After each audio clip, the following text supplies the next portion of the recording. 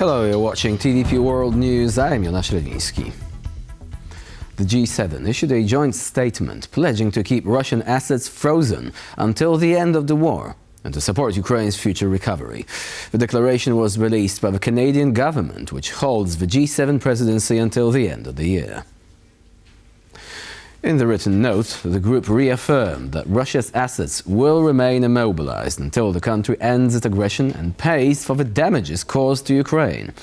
The statement also reiterated that the G7 remains committed to supporting Ukraine and defending its territorial integrity. At the same time, the group pledged to help build investor confidence through multilateral initiatives and coordinate support for Ukraine's reconstruction. Officials at the G7 summit also agreed to ensure that countries that financed and supplied the Russian war machine will not be eligible to profit from rebuilding Ukraine. Russian authorities have been forced to shut down several airports in Moscow after a swarm of Ukrainian drones hit the country. This marks the third consecutive night of Ukraine's drone attacks deep into Russian territory. Operations have been suspended at Vnukovo, Domodyedovo and Zhukovsky airports, all of which serve the Russian capital. According to the mayor of Moscow, Sergei Sobyanin, Russian air defenses allegedly shot down 6 drones that were flying towards Moscow. Later in the night, the Russian official reported 3 more drones downed by local air defense systems and that emergency services were working at impact sites. So far, there are no reported casualties. US President Donald Trump has reportedly told European leaders that Vladimir Putin has no interest in peace in Ukraine. Trump made the comments during a call with European partners on Monday. Our correspondent Lex Kadir is following the story from Brussels and has more. Well, the US President Donald Trump reportedly told European allies, including Emmanuel Macron of France, Donald Tusk of Poland and the European Commission President, that Vladimir Putin has no desire to make peace because he thinks he is winning the war. Now, that's according to reporting in the Wall Street Journal. Getting confirmation of that has been very difficult from European leaders. Donald Tusk himself on the call said he cannot confirm exactly what was said in that conversation, but he has said there is no trace of goodwill from Russia when it comes to making peace. Well, I went to ask the European Commission to see if I could get more details on whether or not Donald Trump said that on that call with European leaders. Here's what the chief spokesperson of the European Commission had to say. President Trump had a debrief call with several European leaders, including President von der Leyen, and shared the outcome of that call. Not aware of all the details. What is important also to note is that they agreed on next steps, notably on the fact that there would be direct talks between Ukraine and Russia with the participation of the European counterparts. So that is Brussels spokesperson language for I will either not confirm or I don't know if that was discussed on the call. But again, echoing what Prime Minister Tusk has said, that Vladimir Putin has showed no intention to negotiate in good faith towards a peace settlement for his invasion of Ukraine. So the question, of course, now becomes what next? The US, despite this acknowledgement that Vladimir Putin does not want peace, has decided not to lay out fresh sanctions against the Kremlin, and therefore the question is, will the Europeans step up? Ukraine wants them to do so. Again, I asked the European Commission. You said there will be a new, stronger, bigger package, the 18th package of sanctions against Russia. When will it come? As soon as possible was the response. I asked, well, okay, will it be back? Will it be ready by the end of June when the leaders are meeting? No response from the Commission. We don't know what is going to be in that package of sanctions. Perhaps sanctions against the Shadow Fleet, against Nord Stream to further hit the Russian economy, but no clarity quite yet. All we have is as fast as possible, but for people in Ukraine, that may not be fast enough. In Brussels, I'm Alex Cadye for TVP World. Ukraine's defense intelligence has sent Moscow a list of prisoners it plans to release as part of a swap with Russia. Each side is expected to release around 1,000 prisoners. In a post on Telegram, Ukrainian President Volodymyr Zelensky said that Ukraine is gathering intel on all prisoners Russia wants to release as well.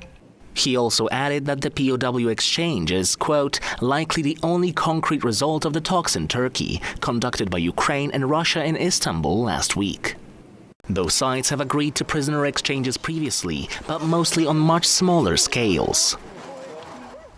The European Parliament has voted to impose steep tariff increases on Russian and Belarusian fertilizers, raising duties from about 6.5% to 100% over the next 3 years. The EU has been looking for ways to increase pressure on Russia with more precise sanctions. Earlier this week, Polish MEP Marta Wcisło warned that the imports of cheap Russian and Belarusian fertilizers are hurting local producers. Other MEPs called for measures to prevent EU businesses from financing Russia's invasion of Ukraine. The tariff hikes, which are expected to take effect on June 1st, were approved by 411 MEPs, with 100 voting against. On the 27th of May, the Council of the European Union will hold a hearing regarding stripping Hungary of voting rights. This comes as the EU is looking for ways to override Budapest if it vetoes Ukraine's accession to the bloc. This will mark the 8th time Hungary's voting rights have been on the agenda since the European Parliament triggered Article 7 proceedings back in 2018. The measure allows for the suspension of EU Council voting rights if a member state consistently breaches the bloc's founding principles. Hungarian Prime Minister Viktor Orbán has repeatedly blocked and delayed EU aid packages for Ukraine, while at the same time opposing sanctions against Russia.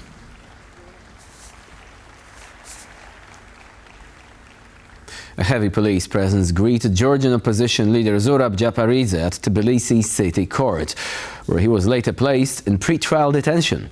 Japaridze refused to testify in hearings related to alleged crimes committed by the administration of former President Mikhail Saakashvili between 2004 and 2012.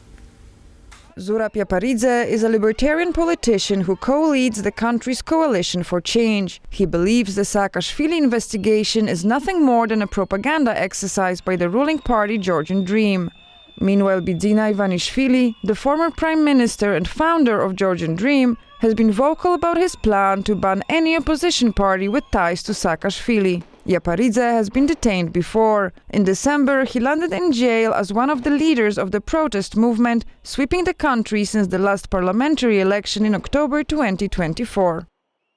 During a visit to Vilnius on Thursday, German Chancellor Friedrich Merz reaffirmed Germany's commitment to defending every part of NATO territory. The visit marked the inauguration of Germany's Lithuania Brigade, with about 5,000 German troops expected to be stationed there to help secure NATO's eastern flank and bolster the European Union's defense posture.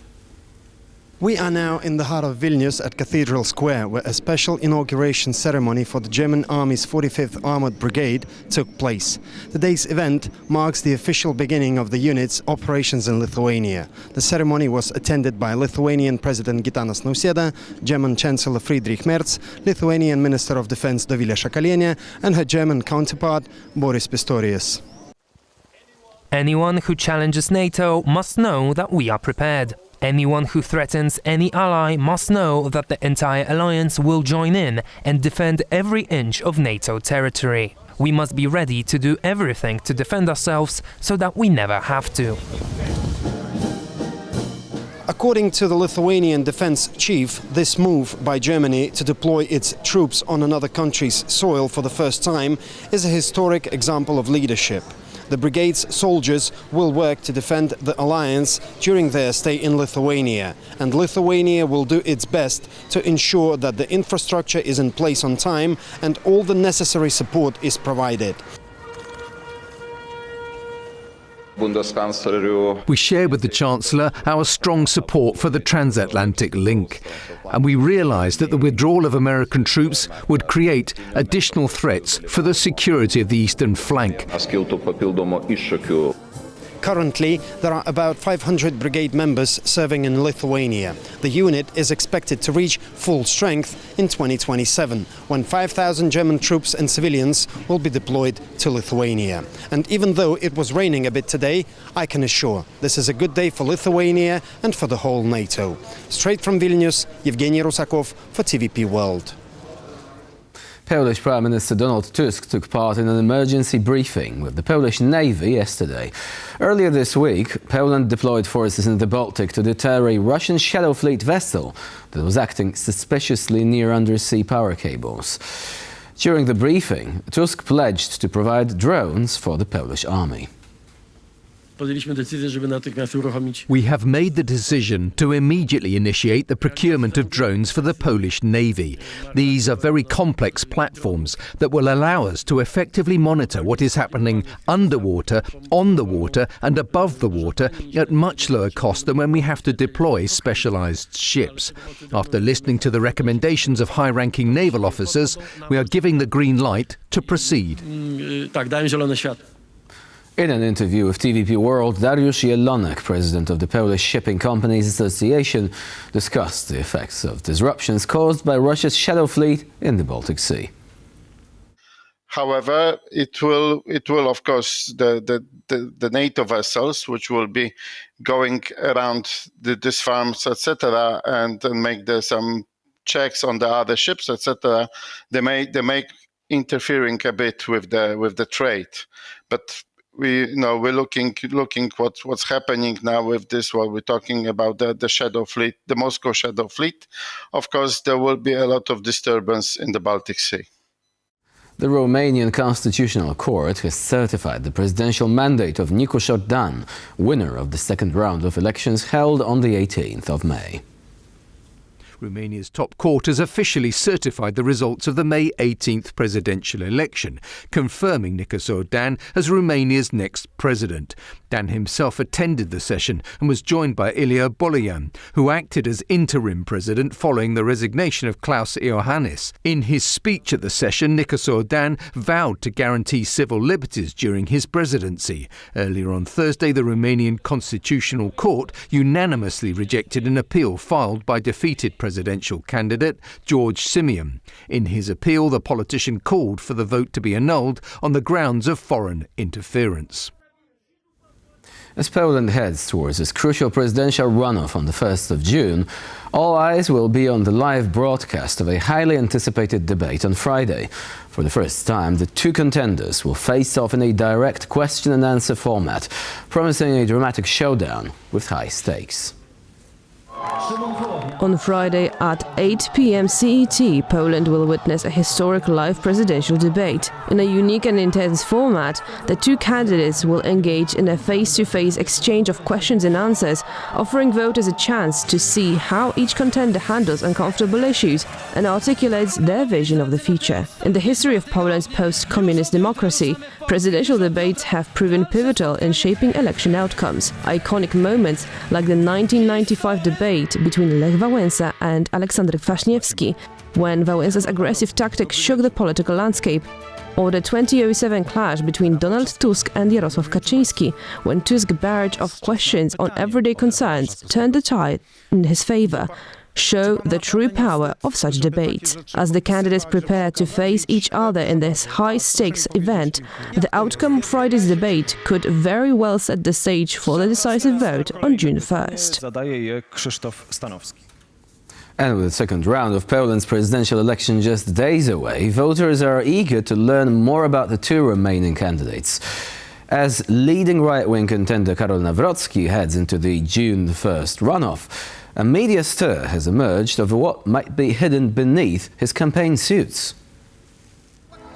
This is the right-wing Karol Nawrocki, a serial gym buff on the skipping rope in a singlet last year. In another photo, you can clearly see the lines of tattoos on his back, which reportedly reference the Polish football team Lechia Gdańsk. But it's what Nawrocki has on his chest that has sparked the real tattoo furor. Here's a photo of Nawrocki holding a hamster and wearing a grey sweater with the badge of British Premier League club Chelsea FC. Suggestions are now emerging that he has the same emblem supersized on his chest, highlighted by a ceremonial lion. Some have drawn links to the 1980s, when Chelsea ultra fans were symbols of stadium hooliganism in Europe. But others are making light of it all on social media, joking that Nawrocki should appear shirtless on the campaign. Nawrocki is a Eurosceptic historian campaigning in the image of Donald Trump, as he aims to beat out centrist frontrunner and Warsaw mayor Rafał Trzaskowski next Sunday. The question of tattoos, a colourful aside in a high-stakes race for Poland. And with this, we conclude our news bulletin. Please stay with us here on TVP World for more latest news and updates.